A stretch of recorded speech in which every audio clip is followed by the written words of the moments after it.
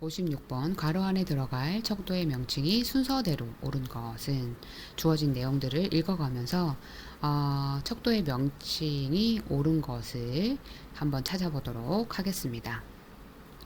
땡땡땡 척도는 평정자가 문항간의 등간성을 판단할 수 있다는 것을 전제로 한다. 등간성을 판단할 수 있다는 것을 전제로 하는 것은 그렇습니다. 서스톤 척도입니다. 그 다음 땡땡땡 척도는 개인의 가치나 태도를 묻는 항목을 중심으로 고안된 것이다. 가치나 태도를 묻는 항목을 중심으로 고안된 것 그렇습니다. 니코트 척도입니다. 다음 땡땡땡 척도는 누적 속성과 구성 문항이 단일 차원 여부를 검증하는 것이다. 단일 차원 여부를 검증하는 것은 맞습니다. 거트만 척도입니다. 한번 답을 찾았으니 괄호 안에 명칭을 넣고 읽어보도록 하겠습니다. 서스톤 척도는 평정자가 문항간의 등간성을 판단할 수 있다는 것을 전제로 한다. 리코트 척도는 개인의 가치나 태도를 묻는 항목을 중심으로 고안된 것이다. 거트만 척도는 누적 속성과 구성 문항이 단일 차원 여부를 검증하는 것이다. 서스톤 척도 등간성을 판단, 니코트 척도 가치나 태도를 묻는 항목, 거트만 척도 단일 차원 여부를 검증하는 것. 이렇게 해서 56번의 답은 5번이 되겠습니다. 57번 다음 특성을 공통적으로 갖는 표집 방법은 제시된 특성을 읽어보도록 하겠습니다. 표본 추출 단위가 개인이 아니다. 모집단 목록이 불완전하거나 지리적으로 조사 지역이 크게 분산된 경우에 유용하다. 조사 단위가 2단계의 추출 과정을 거쳐서 얻어지는 경우 2단계 표본 추출이라고도 한다. 이런 특성을 공통적으로 갖는 표집 방법은 어떤 거죠? 맞습니다. 군집 표본 추출입니다. 군집 표본 추출에서는요, 표본 추출 단위가 개인이 아니라 군집 또는 집락이죠. 즉, 모집단을 여러 개의 군집으로 나누고 이 군집 중에 무작위로 선택하여 연구를 진행하는 것입니다. 또 모집단 목록이 불완전하거나 지리적으로 조사 지역이 넓게 분산된 경우 군집 표본 추출이 유용하죠. 예를 들어서 전국적인 조사에서 모든 개인의 목록을 작성하기 어려울 때 각 지역을 군집으로 나누어 조사하면 더 효율적이겠죠. 그 다음 군집 표본 추출에서 조사 단위가 2단계의 추출 과정을 거치는 경우를 2단계 표본 추출이라고 하는 것은 첫 번째 단계가 전체 모집단에서 군집을 무작위로 선택하고 두 번째 단계가 선택된 군집 내에서 추가적으로 개별 샘플을 무작위로 선택하는 겁니다. 따라서 이 방법은 조사 비용과 시간을 절감하면서도 전체 모집단에 대한 신뢰성 있는 정보를 제공할 수 있는 거죠. 따라서 표본 추출 단위가 개인이 아니다. 모집단 목록이 불완전하거나 지리적으로 조사 지역이 크게 분산된 경우에 유용하다. 조사 단위가 2단계의 추출 과정을 거쳐서 얻어지는 경우 2단계 표본 추출이라고도 한다. 이 특성을 공통적으로 갖는 표집 방법은 2번 군집 표본 추출입니다. 답은 2번입니다. 58번 관찰법에 관한 설명으로 옳지 않는 것은 주어진 내용을 차례차례 읽어가면서 관찰법에 관한 설명으로 옳지 않는 것을 골라보도록 하겠습니다. 1번 관찰 연구의 첫 단계는 관찰 대상자와 친근감을 형성하는 단계이다. 연구의 첫 단계는요, 무엇을 관찰할 것인지, 관찰 결과를 어떻게 기록할 것인지 계획하는 거죠. 여기에서 언급된 관찰 대상자와 친근감을 형성하는 것은요, 그 다음 단계라고 볼 수 있습니다. 따라서 1번은 옳지 않은 설명으로 58번의 답이 1번이 되겠습니다. 나머지는 관찰법에 관한 설명으로 옳은 설명이겠네요. 한번 봅시다. 어떤 특수한 상황에서 일어나는 행동을 자세히 연구하고자 할 때 선호하는 방법이다. 맞습니다.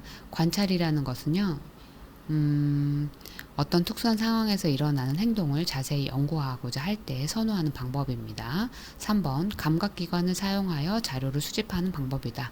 옳습니다. 4번 참여 관찰은 조사 대상 집단과 장기간 함께 지내며 관찰하는 것이다. 옳습니다. 5번 구조와 관찰은 관찰 내용이 체계화되고 절차와 규칙에 맞춰 관찰하는 것이다. 맞습니다. 관찰의 두 가지 방법 중에 구조화된 관찰이 있고 비구조화된 관찰이 있는데 이때 구조화된 관찰은 사전에 관찰할 내용을 명확히 정하고 표준화된 양식에 따라 기록하는 거죠. 따라서 58번의 관찰법에 관한 설명으로 옳지 않은 것은 1번입니다. 우선 첫 단계에는 무엇을 관찰할 것인지와 관찰 결과를 어떻게 기록할 것인지를 계획하는 것입니다. 친근감을 형성하는 것은 그 다음 단계입니다. 답은 1번입니다. 59번 다음 중 비율적도를 모두 고른 것은 여러분 비율적도의 특성이 어떤 거가 있죠? 첫 번째 절대 0점이 존재한다.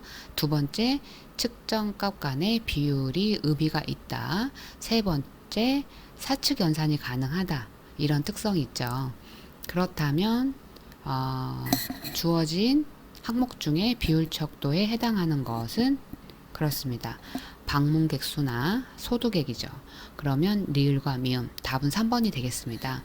나머지는 우선 전공은 명목적도죠. 순서나 비율이 의미가 없습니다. 지능지수는 상대적 측정을 사용하며 0점이 지능 없음을 의미하진 않죠. 따라서 비율적도는 아니고요. 출신 대학 명목적도죠. 순서나 비율이 의미가 없습니다. 토익 성적 이것도 상대적인 척도로 절대 0점이 없고요. 비율 척도는 아니죠. 따라서 다음 중 비율 척도를 모두 고른 것은 방문객 수나 소득액으로 리을과 미음 3번이 되겠습니다. 60번 노인복지센터에서 1년간 제공한 건강증진 서비스의 효과를 검증하는 실험 연구를 실시하였다. 내적 타당도 저해 요인에 관한 설명으로 옳은 것을 모두 고른 것은 우선 문제에 들어가기에 앞서 내적 타당도 저해 요인을 한 번 더 생각해 보면 연구에서 관찰된 효과가 실제로 연구의 독립 변수에 의해 발생한 것인지 아니면 다른 요인들에 의해 발생한 것인지를 왜곡할 수 있는 다양한 요인들인 거죠. 이러한 요인들은요, 연구 결과의 신뢰성을 떨어뜨릴 수 있습니다. 주요 내적 타당도 저해 요인으로는 역사 요인, 성숙 요인, 시험 효과, 측정 도구의 변화, 선발 요인, 그리고 통계적 회귀 등등이 있죠. 한번 주어진 내용을 보고 내적 타당도 저해 요인에 관한 설명으로 옳은 것을 골라보도록 하겠습니다. 기업 서비스를 받는 기간 중에 편의시설이 개선된 것은 역사 요인으로 작용할 수 있다. 옳습니다. 니은 서비스를 받았음에도 건강이 악화되는 현상은 성숙 요인으로 볼 수 있다. 옳습니다. 디귿 실험 집단을 자원자들로만 구성할 경우 선발 요인이 타당도에 영향을 미칠 수 있다. 옳습니다. 니을 첫 번째 측정에서 성과 수준이 극단적일 경우 다음번 측정에서는 덜 극단적인 성과가 나타나는 것은 평균으로의 회귀이다. 옳습니다. 따라서 60번에 제시된 설명 모두 내적 타당도 저해 요인에 관한 설명으로 옳아서 답은 5번입니다. 다시 한번 읽어보도록 하겠습니다. 내적 타당도 저해 요인에 관한 설명으로 옳은 것, 기업 서비스를 받는 기간 중에 편의시설이 개선된 것은 역사 요인으로 작용할 수 있다. 니은 서비스를 받았음에도 건강이 악화되는 현상은 성숙 요인으로 볼 수 있다. 디귿 실험 집단을 지원자들로만 구성할 경우 선발 요인이 타당도에 영향을 미칠 수 있다. 리을 첫 번째 측정에서 성과 수준이 극단적일 경우 다음번 측정에서는 덜 극단적인 성과가 나타나는 것은 평균으로의 회귀이다. 답은 5번입니다.